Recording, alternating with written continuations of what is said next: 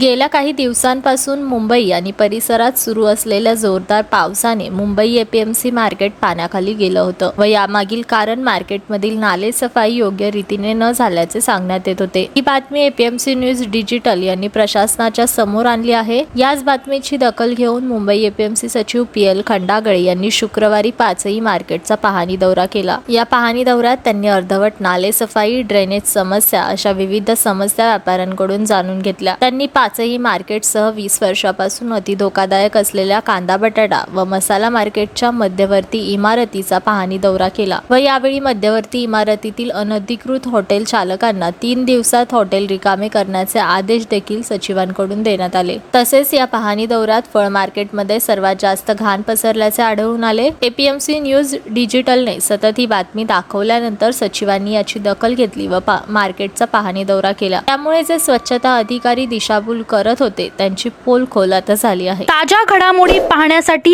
APMC न्यूजला subscribe करा आणि बेल आयकॉनवर प्रेस करा।